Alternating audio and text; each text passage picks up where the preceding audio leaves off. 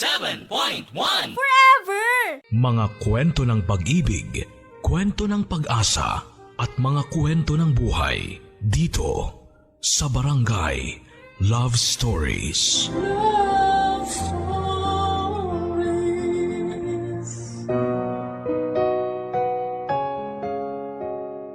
Ang sabi ng mga matatanda, huwag tayo kaagad magtiwala sa mga tao na ngayon lang natin nakita. Kaya lang dahil sa labis nating kapusukan at karupukan, marami tayong mga bagay na hindi na isinasaalang-alang. Ikaw kapuso, naranasan mo na bang mabiktima ng mga maling tao? Lahat tayo ay naghahangad na makatagpo ng isang tao na mamahalin at makakasama natin habang buhay. Kaya nga merong iba sa atin na handang sumugal para lamang makamit ang kagustuhan nilang ito. At hindi rin naman yon masama. Ganyan ang karanasan na nais ibahagi sa atin ng ating letter sender na si Vina. Simple lang naman ang pangarap niya. Yon ay ang mahalin ng lalaking gusto niya at bumuo ng masayang pamilya kasama ito. Kaya lang ay sinong mag-aakala na ang lahat ay mauuwi pala sa isang bangungot at malungkot na pagtatapos. Handa ka na bang makarelate sa kanya? Alamin natin yan sa mga kwento ng pag-ibig, buhay at pag-asa sa nangungunang Barangay Love Stories. Dear Papa Dudut, bago ko po simulan ang aking kwento ay gusto ko po munang bumati ng isang mapagpalang araw sa iyo at sa ating mga kabarangay. Ako po si Vina, 35 years old at nagtatrabaho bilang isang parlulista noon. Kaya lang dahil sa pandemic ay nagtitinda na lamang po ako ng pagkain online. Mabuti na lang dahil kahit papaano ay nakakaraos naman po kami ng aming pamilya sa tulong na rin ng aming mga kamag-anak. Tubong Quezon Province po talaga kami ng pamilya ko pero 7 years ago nang lumipat kami dito sa Maynila. Papadudot, ang storyang nais ko pong ibahagi sa inyo ay nangyari 10 taon nang nakakalipas. Kakatungtong ko pa lamang noon sa edad na 25. Pero pakiramdam ko, masyado na akong matanda at napag-iwanan na sa buhay. Nang mga panahon na yon, wala po akong boyfriend at hindi ko pa talaga nararanasang makipagrelasyon. Hindi naman po dahil sa mahigpit si nanay at tatay, hindi lang po talaga ako ligawin noong kabataan ko dahil average girl lamang po ako. Sakto lang ang ganda, medyo patpate ng pangangatawan at may kaliitan din ang dibdib. Hindi rin ako pinakamatalino sa aming klase noong high school at college undergraduate lang ako dahilan para mas lalong bumaba ang self-esteem ko. Kaya nga aaminin ko na noong nag-birthday ako ay humiling ako sa Diyos na magka-jowa na. Desperada na nga siguro ako pero nakaka-frustrate na po kasi papadudot. At alam na alam nga ng pinsan at best friend kong si Althea ang nararamdaman ko ng mga panahong yon.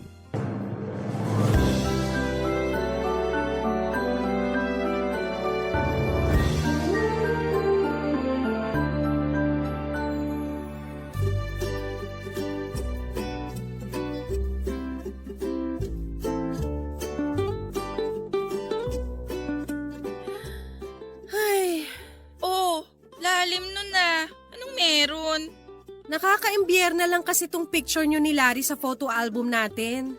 Biruin mo, mga high school tayo nito at wala akong kaalam-alam na nagliligawan na pala kayo sa likod ko.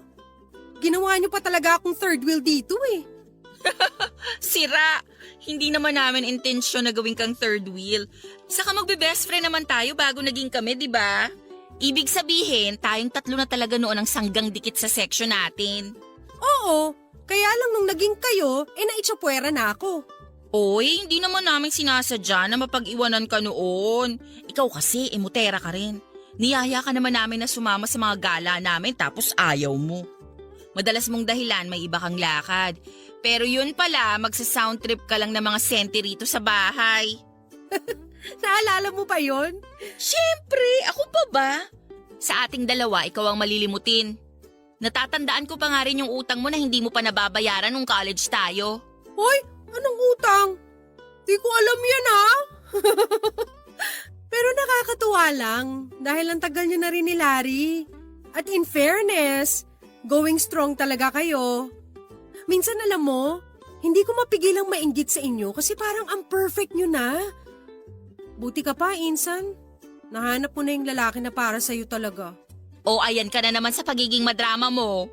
Masisisi mo ba ako? 25 years old na ako. Ibig sabihin, kung matitegi ako sa edad na 50, edi nangangalahati na akong nabubuhay sa mundong to. Tapos wala pa ako nagiging boyfriend. Paano hindi ako magdadrama nun? Tuwing sasapit na lang ang Valentine's, wala akong kadit. Tapos palaging malamig ang Pasko ko. Alam mo, challenging din naman ang pagkakaroon ng karelasyon. Aaminin ko, minsan naiinggit din ako sa'yo. Kasi malaya mong nagagawa yung mga bagay na gusto mo. Nakakagala ka nang walang nagbabantay sa'yo. Di tulad ko. Aba bakit? Hinihigpitan ka ba ni Larry? Hindi naman yata tama yun kung sakali, Insan. Sira! Hindi naman ganun ang ibig kong sabihin. Ayos na ayos kami ni Larry. Pero syempre, may mga bagay na dapat namin ikonsulta muna sa isa't isa bago namin gawin. Kung tutuusin, ganun din naman siya sa akin. At kapag di namin yun ginawa, pareho kaming maiinis sa bawat isa. Yun naman pala. Ano pang nirereklamo mo? Buti ka nga may jowa samantalang ako, eto, wala. Bokya! Ano ka ba naman? Alam mo, Insan, darating din ang lalaking para sa'yo. Hintayin mo lang at huwag kang magmadali sa buhay. Bata ka pa naman. Bakit? May batas ba na nagsasabi na dapat pag edad mo ng 25 may jowa ka na o nakapag-asawa ka na? Wala naman, di ba? Kahit na, automatic na yun. Tsaka tingnan mo ang mga magulang natin noon. Mas bata pa sa akin nakapag-asawa at nagkaanak. 23 lang si nanay nung pinagbuntis ako. At saka ilang beses mo na rin sinasabi sa akin na maghintay ako sa kung sino mang magiging jowa ko. Tuwing birthday ko na lang ipinapaalala mo sa akin na ang tunay na pag-ibig hindi minamadali. Kaso baka naman tumandang dalaga na ako nito, Insan. Maawa ka naman sa akin. Grabe ka! Kung makapagsalita ka naman parang wala nang lalaki magkakagusto sa'yo ah. Sana hindi ako NBSB hanggang ngayon kung meron, di ba? Ay, ano ba kasing kasalanan ko nung past life ko? Bakit parang sinumpa yata ako maging single forever? Alam mo ba, Insan? Gabi-gabi na kaya ako kung magdasal na sana. Ibigay na niya sa akin ng lalaki makakasama ko habang buhay. Minsan nga nasasabi ko na lang na kahit sino, basta may manligaw, sasagutin ko na kaagad. Hoy, mag-iingat ka sa mga hinihiling mo dahil baka hindi Diyos ang makarinig sa'yo. Baka si Satanas ang magbigay sa'yo ng kung sino mangyang lalaki na hindi naman pala karapat-dapat sa'yo. Tingnan mo tong tao na to. Imbis na i-cheer mo ko, ginaganyan mo pa talaga ako. Hindi ka ba talaga naaawa sa pinsan mong desperada na magka-jowa? Ewan ko ba naman kasi sa'yo? Di ka mapakali samantalang hindi ka naman mauubusan ng isda sa dagat. Malay mo, hindi pala taga rito ang lalaki na makakatuluyan mo, di ba? Try mo rin kasing sumama sa amin ni Larry kapag nag-out of town kami. Ayoko. Gagawin niyo lang akong photographer niyo. Tsaka gusto mo bang mamatay na talaga ako sa inggit kapag nakita ko kayong sobrang sweet? Para ka talagang may diwang mag-isip, Insan. Noon mo pa naman kami nakikitang sweet ah. Kaya nga, mas lalo lang ako nasusuya sa inyo. Tsaka nagsasabi lang ako ng totoo. Ang gusto ko lang talaga na mangyari ngayong birthday ko, magkaroon na ako ng jowa. Kaya naman please lang po, ibigay niyo na ang wish ko. Promise, kakain na po ako ng gulay at hindi na ako magpupuyat gabi-gabi para manood ng kung ano-ano. I-promise mo rin na sasama ka sa next trip namin ni Larry para may photographer kami. Buisit talaga to.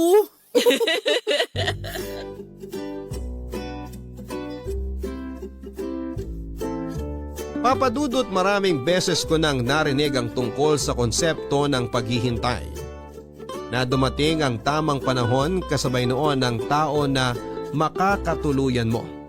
At aminado ako na nasusuya na akong marinig ang tungkol sa bagay na yon.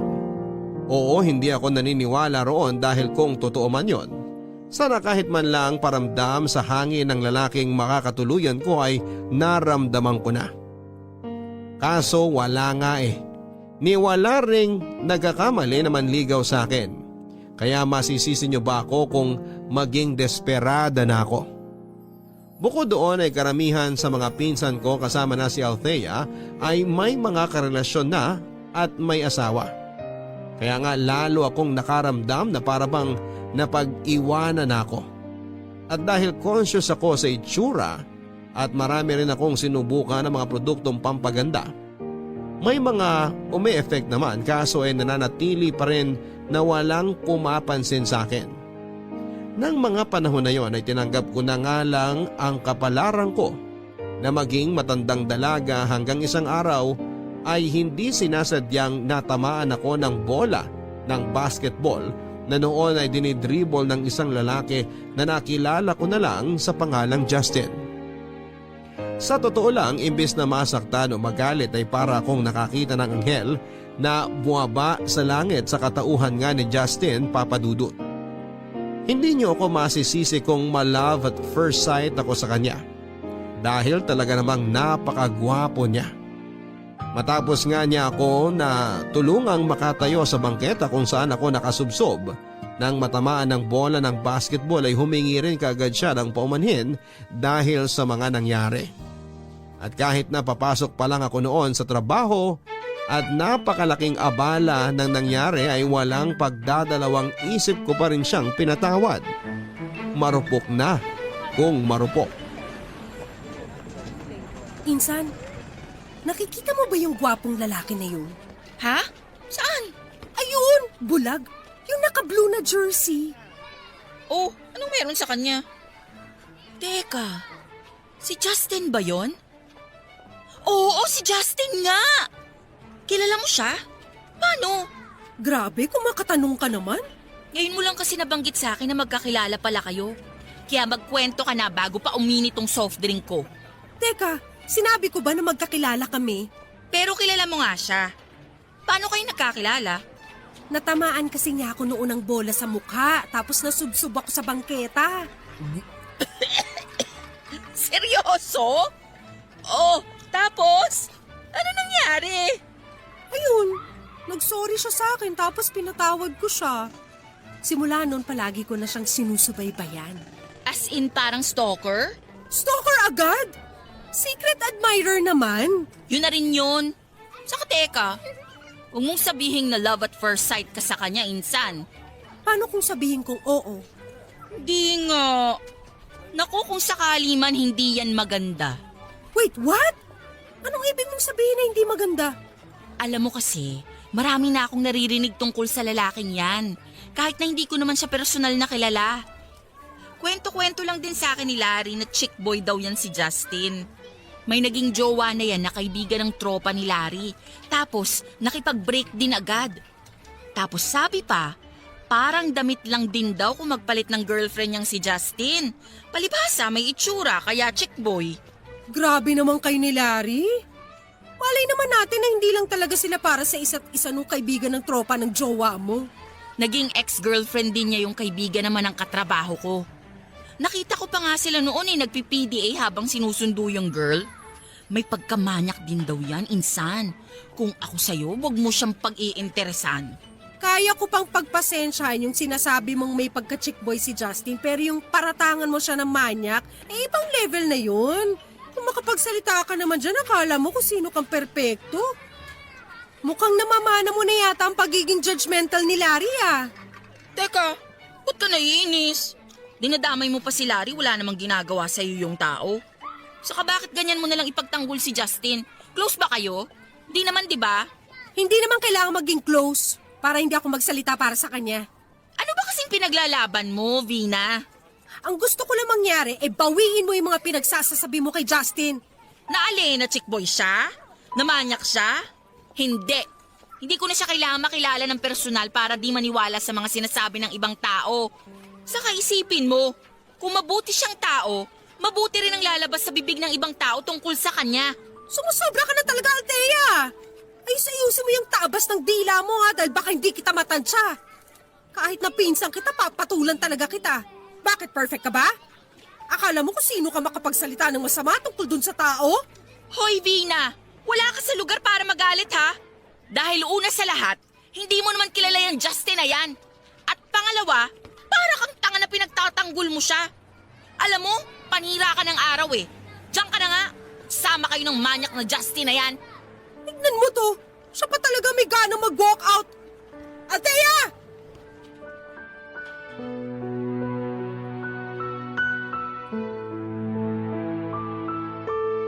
At hindi ko na nga napigilan ang sarili ko noong mairita sa pinsang kong si Althea matapos niyang paratangan ng kung ano-ano si Justin. Samantalang hindi rin naman niya ito masyadong nakilala. At siya pa talaga ang may ganang mag-walk out sa pag-uusap namin at palabasing ako ang may diferensya. Kahit na magpinsang kami at mag-best friend ay hindi ko kayang palampasin ang pag-a-attitude niya sa akin, Papa Dudut. Kaya nga ng mga sumunod na araw ay hindi na kami nagpansinan pa ni Althea. Mas inabala ko na lang noon ang sarili ko sa pagsilay at pagpapapansin kay Justin. Lalo na kapag nakikita ko siyang naglalaro ng basketball sa basketball court ng barangay namin. Kinakawayan at iningitian naman niya ako lalo kapag nakikita niya ako roon. Pero hindi pa rin ako kontento na hindi kami magkaroon ng malalim na ugnayan, kaya nga nangako ako sa sarili ko noon na gagawin ko talaga ang lahat para maging kami ni Justin. Nang mga panahon na yon ay naniniwala ako na si Justin ang the one para sa akin. At hindi rin naman lingid sa kaalaman ng mga kamag-anak ko na gustong gusto ko yung tao dahil hindi ako magaling magtago ng feelings lalo na kapag in love ako. Kaya nga kahit magtaasan pa ang mga kilay nila sa pagiging patay na patay ko kay Justin ay wala akong pakialam sa mga sasabihin nila. Papadudot, lumalabas na ako na nga nanligaw kay Justin. Nandyan yung pinagdadalhan ko siya ng pagkain at inumin kapag break time niya sa pinagtatrabahuhan niyang remittance center. Nung una ay tinatanggihan pa niya, pero dahil mag-isa lamang siya noon sa inuupahang apartment at kadalasan ay wala siyang oras na magluto ng pananghalian ay unti-unti na rin niyang tinanggap ang mga pinapadeliver ko. Hindi naman kalakihan ang sweldo ko noon bilang parlolista pero naglaan talaga ako ng pera para kay Justin. Kahit na ibig sabihin noon ay kailangan kong bawasan ang iniaabot ko kina nanay at kay tatay. At dahil nga sa walang mintis kong pagpapadala ng merienda at pananghalian sa kanya kasabay ng gabi-gabing panalangin na sana'y pansinin ako ni Justin ay biglang gano'n na lamang ang saya ng puso ko nang isang araw ay yayain niya akong lumabas.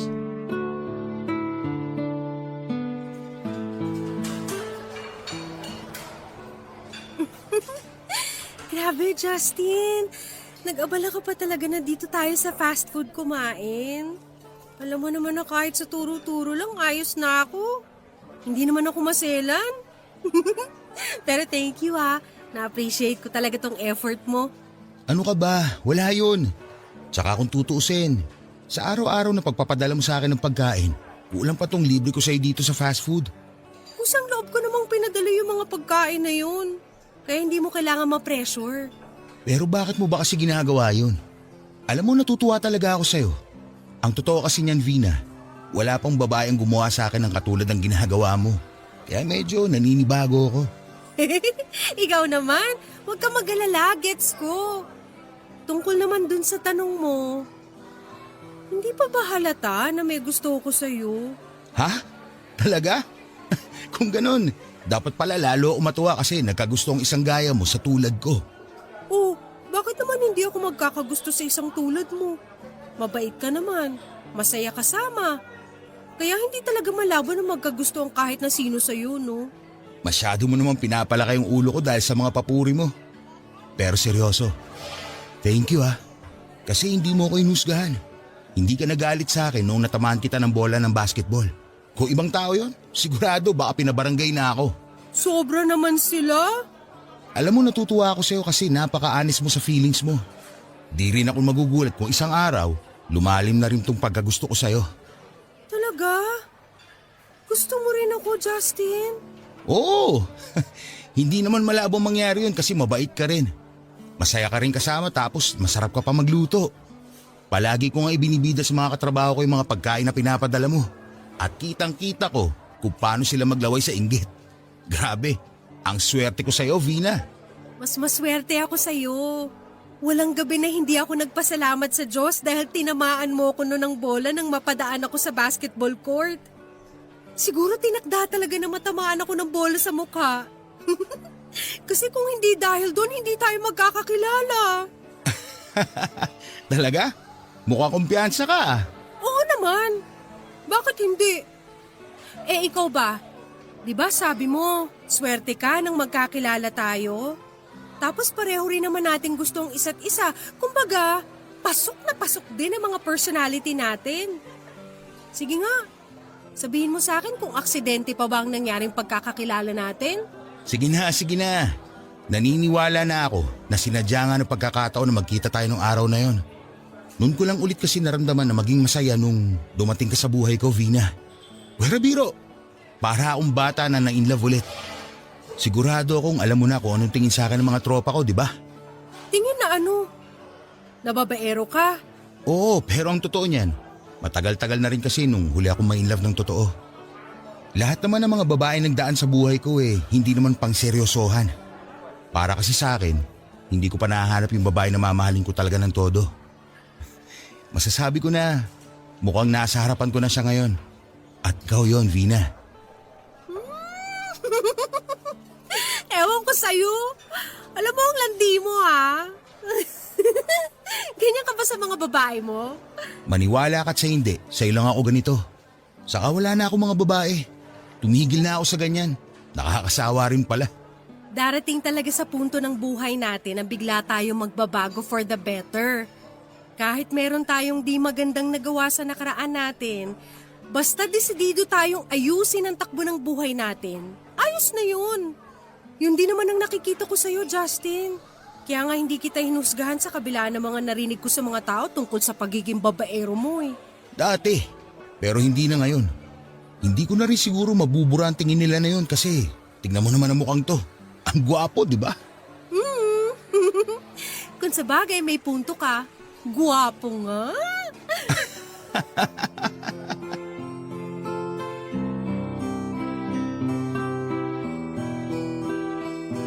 Nakakatawang isipin na halos bumaba ang leeg at lumaki ang tenga ng mga tsismosa sa aming barangay. Nang masundan pa nga ng minsang paglabas-labas namin ni Justin Papadudut. Aminin ko na ang sarap din pala sa pakiramdam ang maging center of chismis sa lugar namin dahil sa wakas ay mukhang magkaka-boyfriend na ako. Mabait po si Justin at katulad nga ng inaasahan ko. Maginoon na may pagkapilyo kaya sigurado na hindi ako mababagot sa aming relasyon. Kung sakali nga na maging kami Papadudod ay hindi pa rin naman ako tumigil sa gabi-gabi kong pananalangin at pagpapanata sa Diyos na sana'y magkaroon ako ng boyfriend at kung pwede rin ay si Justin na yon.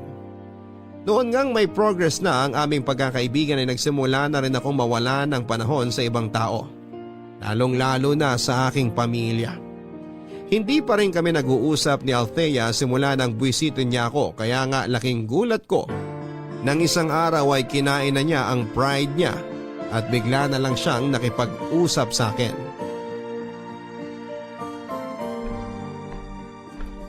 Oh, anong ginagawa mo rito?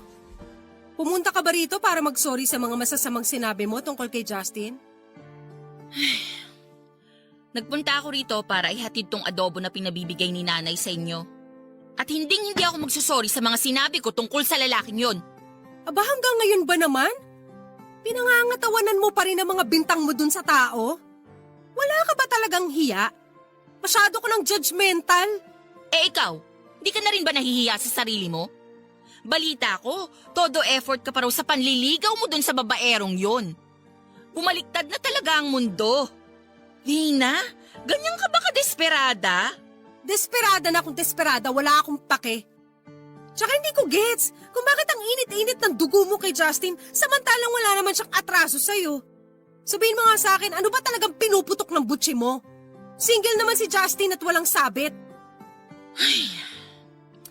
Insan, wala naman talaga akong personal na galit kay Justin. Ang akin lang, concerned ako sa kapakanan mo. Mamaya saktan ka lang nun at ang malala pa, baka gawin ka lang din niyang isa sa mga babae niya. Hindi mo nakikita yon? Palagi kami magkasama ni Justin at inamin na rin niya sa akin na naging babaero nga siya noon. Pero hindi na ngayon. Nagbagong buhay na siya. At naniwala ka naman. Samantalang hindi ganun ang narinig ko mula sa ibang tao tungkol sa kanya. Hindi na ako interesado sa kung ano bang sinasabi ng iba tungkol sa kanya. Puro paninira lang naman yan eh. Kasi naiinggit lang sila kay Justin. Katulad mo.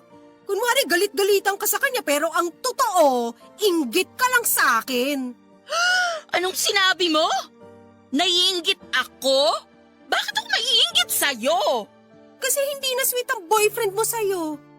Sa sobrang tagal nyo na, masyado na kayong nagiging komportable sa isa't isa. Nagiging busy na rin kayo sa mga trabaho nyo kaya wala na rin kayong time para mag-date. Di tulad namin ni Justin, linggo-linggo lumalabas. Hoy, para sabihin ko sa'yo, hindi ako naiinggit sa inyo ni Justin. At hindi ang relasyon namin ni Larry ang issue dito. Di ka ba nakikinig sa sinabi ko? Nag-aalala lang ako bilang pinsan at best friend mo. Kung ganyang klase ka lang din naman mag-alala sa akin, salamat na lang pero wag ka na mag-aksaya pa ng oras. Malaki na ako. 25 years old na nga ako, di ba? May mga desisyon na ako sa buhay ko na ako lang ang dapat na gumagawa. At kayo bilang mga kamag-anak ko, dapat suportahan nyo na lang ako. Hindi yung ganyan. Ano, kayo lang ang may karapatang sumaya? Hindi nyo ba nakikitang masaya ko kapag kasama si Justin? Kaya bakit hindi na lang din kayo maging masaya para sa akin? Alam mo, bahala ka na nga. Simula ngayon, wala na akong pakialam kung maging kayo ng Justin na yan. Basta wag ka lang din lalapit-lapit sa akin kapag sinaktan ka niya. Hindi talaga ako lalapit sa'yo dahil judgmental ka. At para sabihin ko sa'yo, kung magiging kami nga ni Justin, hindi mangyayari yung sasaktan niya ako dahil sisiguruhin ko na sa akin pa lang makukontento na siya. Bahala ka! Tigas ng ulo mo!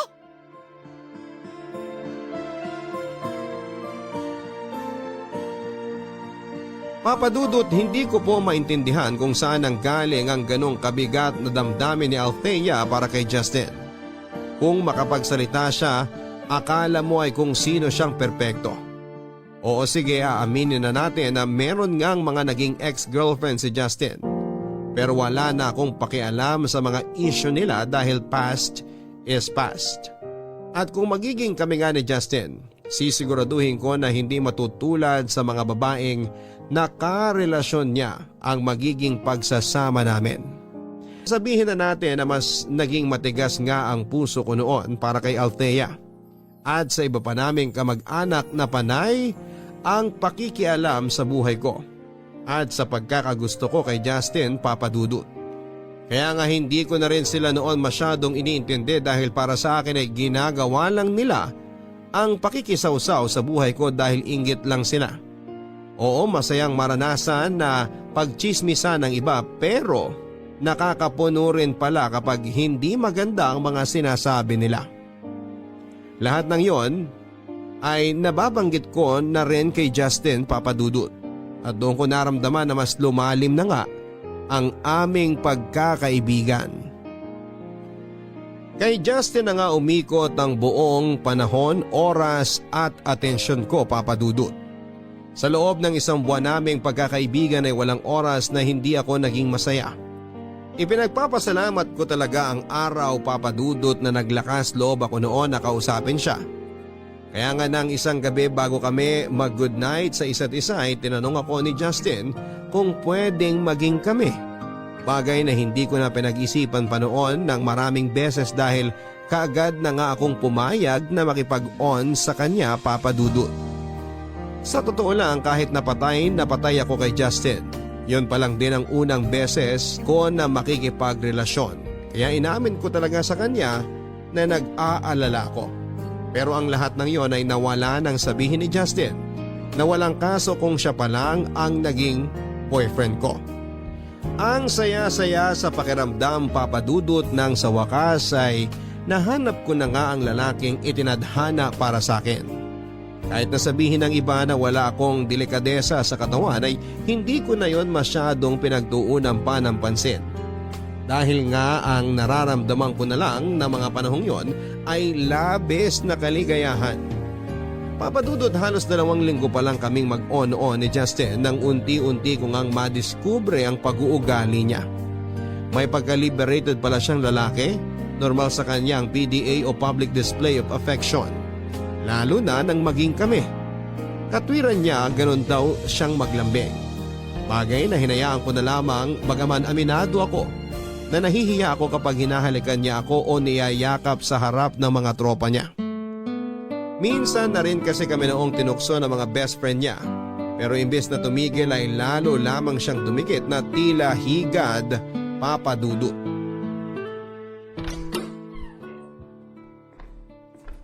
Upo ka muna, mahal. Sige. Ayos lang ako. Bakit parang kabado ka naman dyan? Relax. Ako lang tao rito. Wala ako ibang kasama. Wala namang kaso yun. Pero, seryoso ka ba talaga sa sinabi mo kanina? Na alin? Na gusto kong may mangyari na sa atin? Oo, kasi Mahal, di ba nag-usap na tayo? At pumayag ka naman? Kaya nga sinama na kita rito sa apartment para mag-overnight. Huwag mo sabihin na umaatras ka, ha?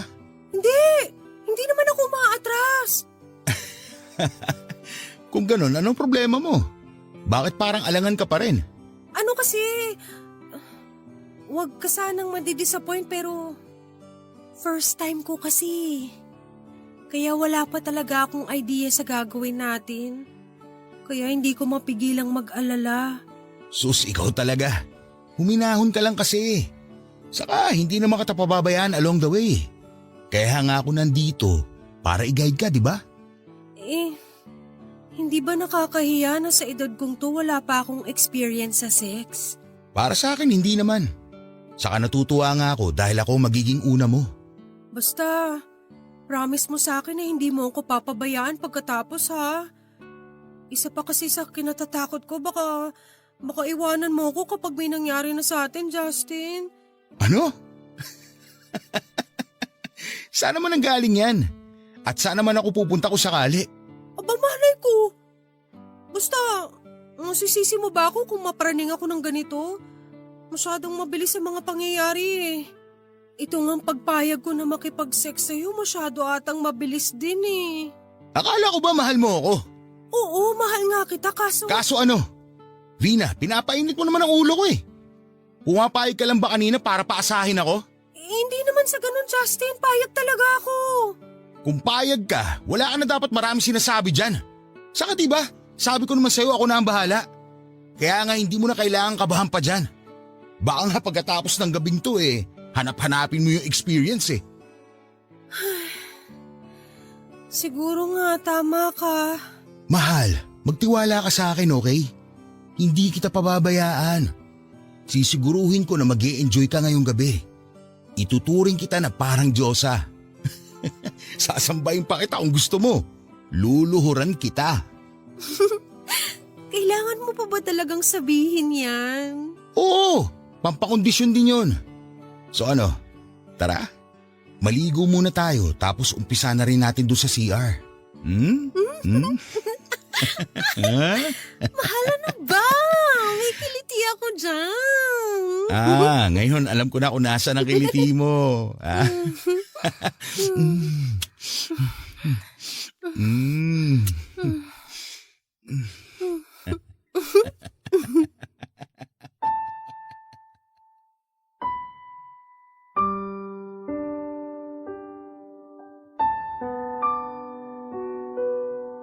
Malaki ang tiwala at paniniwala ko kay Justin ng mga panahon na yon. Kaya nga ibinigay ko na rin sa kanya nang walang pasubali ang pagkababae ko. Sinigurado naman niya na hindi niya ako mabubuntis dahil inamin ko rin naman na hindi pa ako handang maging isang ina. Ginabayan at tinuruan nga ako ni Justin ang mga dapat gawin sa unang gabi ng aming pag-iisa. Kaya nga hindi ko na rin noon masyadong naramdaman ng kabahan. Ipinaramdam din niya sa akin na maganda ako at nararapat na sambahin na para bang Diyosa. Ang isang beses na may nangyari sa amin ni Justin ay nasundan pa ng nasundan ng maraming mainit na gabi, Papa Dudut.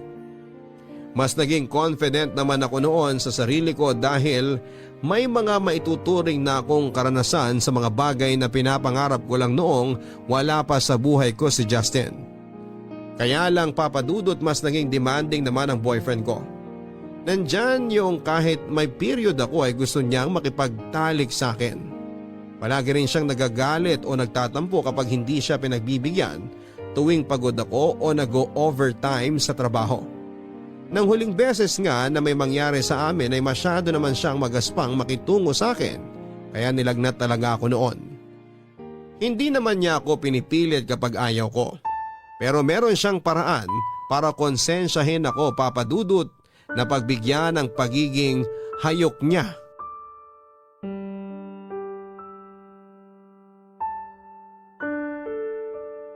Sandali nga. Ano bang klaseng reaksyon yan, Vina? Hindi ka ba nag-e-enjoy? Para ka naman tanga eh. Kanina pa kita tinatrabaho. Tapos kahit ungol man lang dyan, wala akong marinig sa'yo. Ano ka ba? Pasensya na, mahal. Masama lang talaga ang pakiramdam ko. Tsaka nabanggit ko naman sa'yo, di ba, na masakit pa nga mga kasukasuan ko. Pero tinanong kita kung ayos lang na may mangyari sa atin at pumayag ka naman. Tapos magre-reklamo ka dyan. O ayan, nawalan na rin ako ng gana. Buisit ka. Bakit mo naman ako kailangan sigawan? Paano di ako sisigaw eh, nakakagalit ka? Saka kailan ka pa natutong mag-inarte, ha? Hindi naman ako nag-iinarte. Ang sabi ko, masakit ang katawang ko, pagod ako. Mahirap bang intindihin yun? Tignan mo tong babaeng to. Ginawa pa akong bobo. Siyempre, naiintindihan ko yun kaya nga tinanong kita kanina kung ayos lang, di ba? Eh di sana hindi ka pumayag. Bobo ka ba, Vina? Simpleng tanong, simpleng sagot tapos pinapakomplika mo pa. Sa palagay mo, magagawa ko pa bang tumanggi kapag gusto mong may mangyari sa atin? Samantalang kapag ginawa ko yun, nagtatampo ka? O kaya nagagalit ka? Hindi ko na nga alam kung saan ako lulugar sa'yo. Oh, at ako pa talaga sinisisi mo? Ang kapal rin talaga ng mukha mong babae ka. Ang gusto ko lang naman intindihin mo ko. Bakit pa gustong-gusto mo na palagi may nangyayari sa atin? Seryoso ka ba talaga sa tanong mo na yan? Ibabalik ko sa iyo ang tanong ha. Bakit ikaw? Ayaw mo na may nangyayari sa atin? Palagi mo nga hinahanap-hanap yung mga ginagawa ko sa kama eh. Tapos ngayon mag-iinarte ka? Umayos ka, hindi na ako natutuwa sa'yo. Alam mo, mabuti pa, umalis ka na nga lang sa harapan ko. Bumangon ka na dyan, huwag ka dito. Justin naman! Palilipatin mo talaga ako sa sala? Doon mo ako patutulugin? Anong pinagsasabi mo? Hindi ka matutulog sa kahit saang sulok ng bahay ko dahil pinapalis na kita. Bilis! Kilos na! Seryoso ka ba? Ating gabi na? Wala nang jeep na bumibiyahe pa uwi sa amin? Problema ko pa ba yun? Eh di maglakad ka. Isa na lang talaga, Vina. Tatamaan na sa akin yung pagmumukha mong gaga ka. Ang dami mong tanong. Naaalibadbaran na ako sa'yo. Baka nakakalimutan mo, girlfriend mo ako. Hindi mo ako pwedeng tratuhin na parang kung sino lang. Wala akong pakialam kung ano pa kita. Ang gusto ko ay lumayas ka na sa harapan ko ngayon din. Di ba sabi mo masama ang pakiramdam mo? Eh di umuwi ka sa inyo. Doon ka magpahinga. Huwag dito. Justin naman. Huwag ka naman ganyan. Maawa ka naman sa akin. Ano? Ayaw mo umalis? Sige, lumuhod ka. Lumuhod? Oo, patapusin mo ako. Tapos pwede ka na matulog. Ano? Mamili ka. Ito, luluhod na.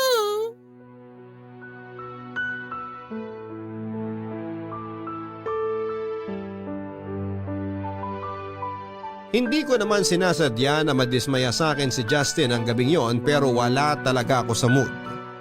Kaya lang, laking pagsisisi ko nang mas pinagtuunan ko pa ng pansin ng nararamdaman ko noon dahil nang sumunod na araw ay hindi na rin ako kinausap pa ng boyfriend ko. Hindi niya rin sinasagot ang tawag at text ko. Hindi rin niya ako kinakausap kapag nagpupunta ako sa pinagtatrabahuhan niya at hindi rin niya tinatanggap ang dala kong pagkain at merienda. Nang mga panahong yon ay napagod na yata akong suyuin si Justin kaya naman naisip kong bigyan muna siya ng space. Umasa ako na kahit papaano ay mapag-isip-isip niyang may mali rin naman siya sa mga nangyari. At hindi pwedeng habang buhay na ako na lamang ng ako ang may pagkukulang. Kaya lang nagdaan ang ilang araw at lumipas ang isang linggo. Lalo lamang kaming naging malayo sa isa't isa ni Justin. Doon na nga ako nakaramdam ng matinding takot sa dibdib na baka mauwi sa hiwalayan ang aming tampuhan, Papa Dudut. At dahil sa takot ko na baka isang araw ay makipag-break na lang sa akin si Justin ay sinantabi ko na nga lang ang pagtatampo ko sa kanya. At buong pagpapakumbaba na kinausap siya, Papa Dudut. Nang araw na saktong pareho naming day off ay nag-text akong papunta sa apartment niya. Bago ako dumating doon ay dumaan muna ako sa paborito niyang fast food at umorder ng mga pagkain. Daladala ko rin noon ang mga ireregalo kong bagong polo shirt at pantalon sa kanya na binili ko pa sa mall. Nang makarating na ako sa apartment niya ay naabutan ko lang siyang nanonood ng TV. Nakasimangot pa nga siya matapos niya akong pagbuksan ng pinto at tila masama pa rin ang loob niya sa akin. Kahit na pinasalubungan ko na siya ng mga paborito niyang pagkain at niregaluhan ng bagong damit at pantalon. Pero nagpaka-mature pa rin ako noon at hindi natin nagpapadudot. Masinsinan ko nga ang kinausap si Justin at doon ay tinanong ko siya kung ano pa ba ang dapat kong gawin para lamang magkabati na kami. Doon na nga niya sinabi sa akin ang bagay na gusto niyang mangyari.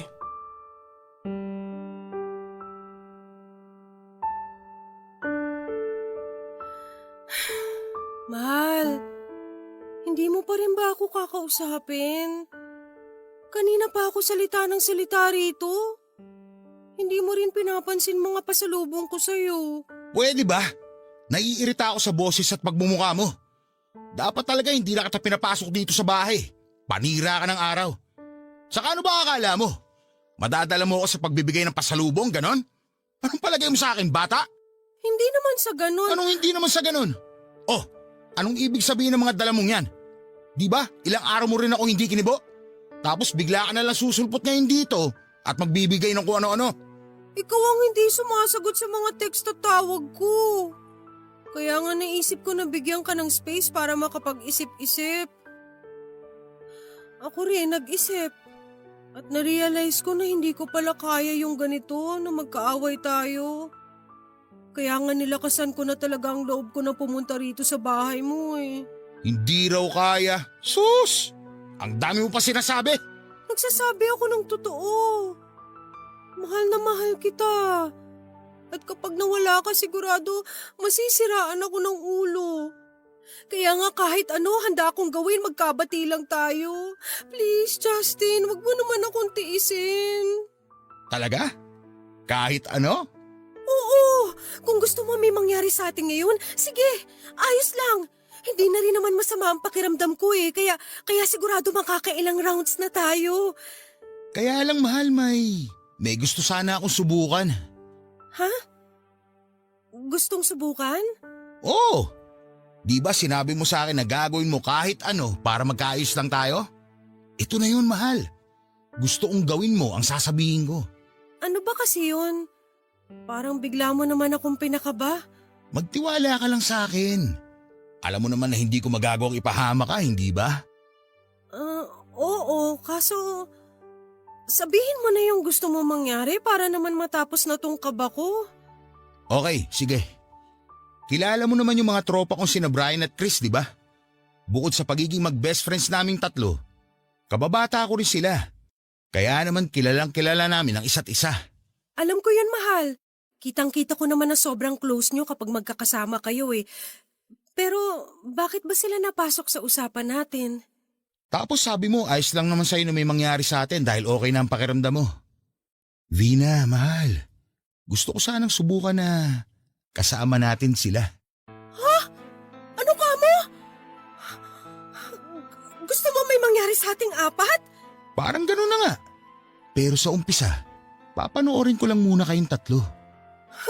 Nasisiraan ka na ba ng ulo? Teka, paano mo naaatim na sabihin ang tungkol sa bagay na yan? Ano ba tumatakbo sa isip mo? Wala naman ako nakikitang problema ron. May mga magjowa nga na gumagawa naman ng bagay na yun. Parte lang yun ng pag-e-explore nila. No feelings attached. Kaya hindi mo kailangan mag-inarte ng ganyan.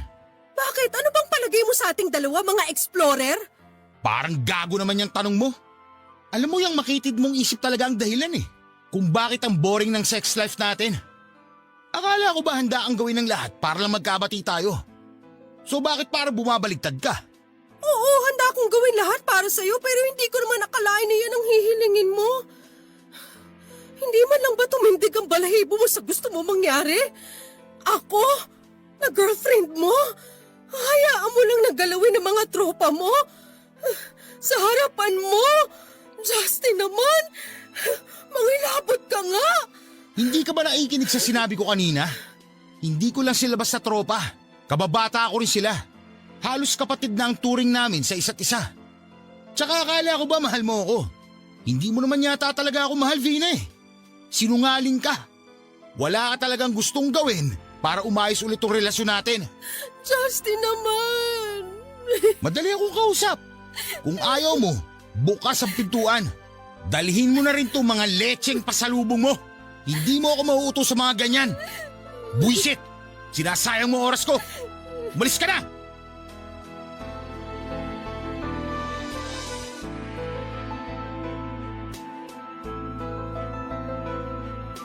Tawagin niyo na po akong tanga at walang bait sa sarili pero pumayag pa rin po ako noon sa gustong mangyari ni Justin kahit na labag yon sa prinsipyo ko bilang isang babae. Pero ano pong magagawa ko? Nadaig lang naman ako ng takot ko na baka ako hiwalayan ng kauna-unahang lalaki na nakarelasyon ko. Kaya nga kahit nakabado nilunok ko na lamang noon ang kahihiyan ko sa katawan at pinangatawanan ang pakikipagsiping sa mga kaibigan niyang sina Brian at Chris, Papa Dudut. Nang gabi na gagawin na namin ang bagay na yon ay parang gusto ko nang umatras. Kaso ay mas nanaig sa akin ang pag-aalala na baka madismaya ko na naman ang boyfriend ko. Saka pinanghawakan ko rin ang pangako niya sa akin na gagabayan niya ako habang ginagawa naming apat ang bagay na yon, katulad ng pag-alalay niya sa akin ng unang beses na may mangyari sa amin. Hindi ko na ilalarawan kung anong klaseng kababuyan ang ginawa sa akin ng mga tropa ni Justin, Papa Dudut.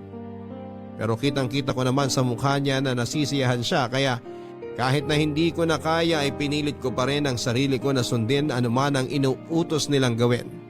Pagkatapos nga noon ay naging sweet muli sa akin ang boyfriend ko. Kaya lang ay hindi ko naman akalain na ang pangako niyang isang beses na may mangyayari sa aming apat na mga tropa niya ay nasundan pa ng nasundan. Hanggang sa tuluyan ko na ngang hindi makilala ang sarili ko at kulang na lang ay mawala ako sa katinoan. Mabilis na nagdaan ang ilang araw at hindi ko na rin po makuhang makipagkita noon kay Justin dahil sa labis na pandidiri sa aking sarili. Ni hindi ko na rin sinasagot ang mga tawag at text niya. Nagdaan ng isang linggo, napansin na rin ni Althea ang pagiging matamlay ko at walang kagana-gana sa buhay. Kaya naman naglakas loob na nga siyang kausapin ako. At doon ko na nga inamin na sa pinsan at best friend ko, ang lahat Papa Dudut. Anong sinabi mo? Vina, anong kagaguhan ba yung pinasok mo? Mas masahol pa talaga yung Justin na yun kaysa Tanas eh! Napakawalang hiya niya! Alam ko namang katangahan talaga yung ginawa ko, Althea. Mahal na mahal ko si Justin kaya hindi ako nakatanggi sa mga gusto niya mangyari. Buisit na pagmamahal yan! Nang dahil dyan, pumayag kang babuyin ng hindi lang ng Satanas na yon, kundi pati ng mga kampon niyang demonyo! Masunog sana silang tatlo sa impyerno, mga hayop sila!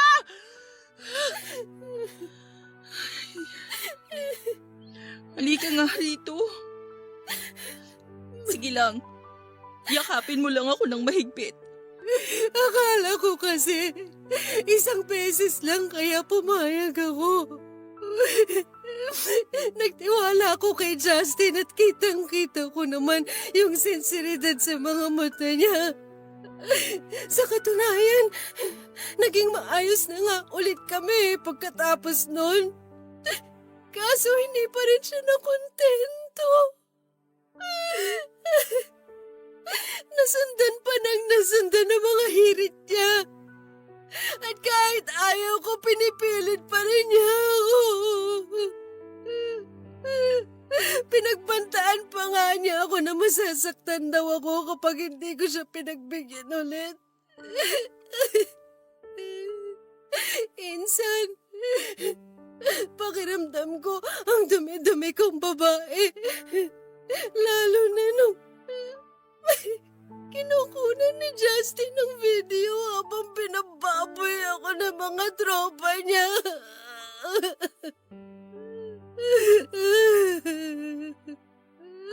Ginawa rin niyang panakot sa akin yung mga video na ikakalat raw niya pag hindi ako sumunod sa mga gusto nilang kababuyan.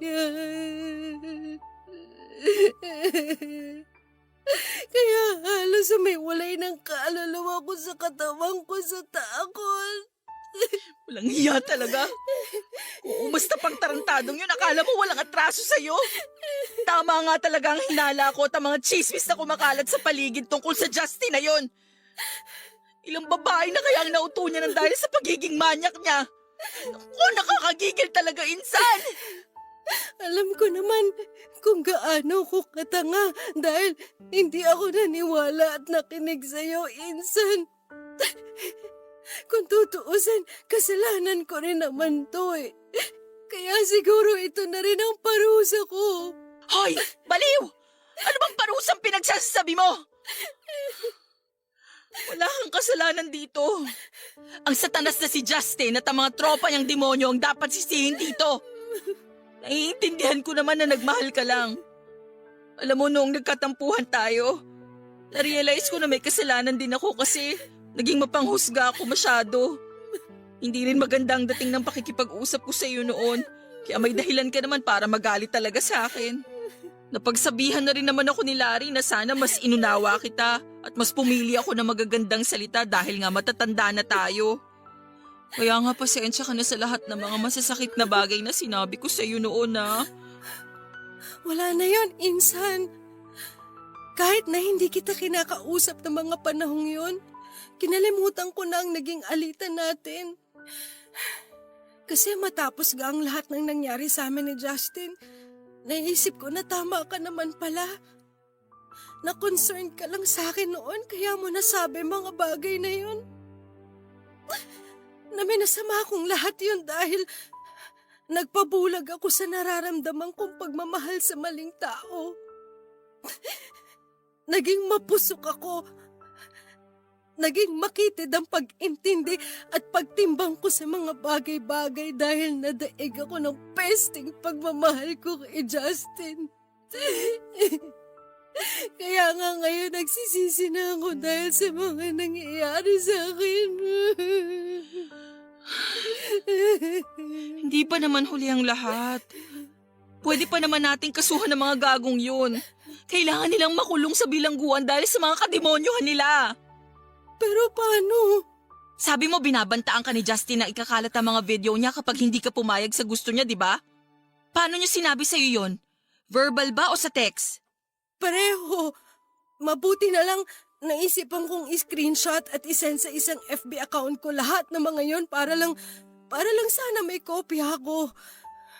Kasi pag nakikita kami, chine-check ni Justin ang phone ko. Kaya binubura ko lahat. Sa totoo lang, hindi ko nga alam kung anong pumasok sa akin at sinave ko pa mga yun eh. Parang may nag-udyok sa akin na gawin yun para kung sakali. Tama yung ginawa mo. Magagamit natin ang mga ebidensyang yan para magsampa ng reklamo laban sa lalaking yon. Alam ko natatakot ka, insan. Pero sa inyong dalawa ni Justin, aba, siya dapat ang manginig ng husto dahil kung magkataon, sa kulungan ng bagsak niya. Isama na rin natin ang mga kaibigan niya. Magsama-sama silang mabulok sa kulungan.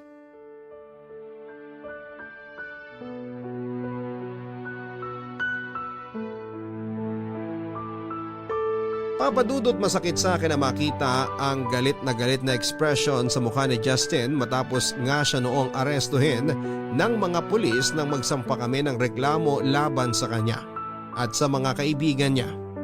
Hindi ko na po detalye pa ang mga proseso na pinagdaanan namin, pero sa huli ay naipakulong ko din sila at lalo pang ang bumigat ang kasong kinakaharap nila nang isa-isa na rin lumabas ang ibang mga babae na nabiktima nilang tatlo. At dahil nga po sa pangyayaring yon, pinag-usapan sa buong barangay namin ang tungkol sa amin ni Justin. May ilang araw din po akong hindi lumabas sa pamamahay namin dahil sa trauma at labis na kahihiyan. Mabuti na lang dahil todo suporta at alalay sa akin ang aking mga magulang, pamilya at mga kamag-anak. Malalapit na kaibigan at maging si Althea. Nagdaan pa nga ang ilang buwan at unti-unti na ring namatay ang isyu na yon sa aming lugar at ako naman ay nagsimula na ring magpatuloy sa buhay. Masakit po para sa akin ang nangyari, pero sa isip ko ay malaking aral yon na dadalhin ko hanggang sa pagtanda ko, Papa Dudut. Nakakalungkot lang isipin ang dahil sa pagiging mapuso ko noon ay napahamak ako. Sa kasalukuyan ay lumipat na kami ng tirahan ng pamilya ko. Bago mag-pandemic ay sinubukan ko ulit magtrabaho sa parlor, pero dahil nga sa COVID-19 ay marami na sa ating mga kababayan ang huminto o nawalan po ng hanap buhay. At kabilang na ako roon. Pero hindi naman tumigil ako sa pagpupursige at pinipilit kong bumangon mula sa aking pagkakadapa. Maunawaan ko kung may mga kapuso tayo ang manghusga o maiinis sa akin.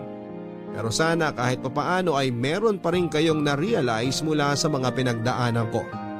Wala akong ibang hangad kundi ang makapagbigay ng aral at inspirasyon sa ating mga tagapakinig, kaya naglakas loob pa rin po ako na ibahagi sa Barangay Love Stories ang kwento ko, Papa Dudut. Maraming salamat in advance kung sakali man na panaran akong maitampok ninyo ang aking kwento sa inyong programa. Ang inyong forever kapuso, Vina.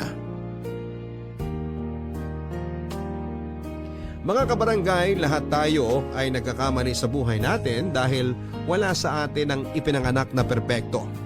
Lahat po tayo ay dumaan din sa pagiging mapusok o marupok nang minsan tayong umibig. Hindi rin naman tayo exempted na masaktan at magdusa sa kamay ng mga maling tao kahit na sabihin pa natin na mabuti naman tayo. Pero hindi ibig sabihin noon ay magiging miserable na tayo habang buhay dahil kahit kailan ay hindi tayo pwedeng husgahan ng ating mga nakaraan. Gaano man yon kasalimuot at nagdulot sa atin ng labis na kahihiyan. Tularan natin si Vina na bagaman nagkamali sa kanyang nakaraan ay pilit na nagsisikap na bumangon sa kasalukuyan. Hanggang sa muli, ako po si Papa Dudut sa mga kwento ng pag-ibig, buhay at pag-asa dito sa Barangay Love Stories number 1. Mga kwento ng pag-ibig, kwento ng pag-asa at mga kwento ng buhay dito sa Barangay Love Stories. Love Stories. Forever! Nagustuhan ng iyong napakinggan? Ituloy yan via live stream sa www.gmanetwork.com/radio.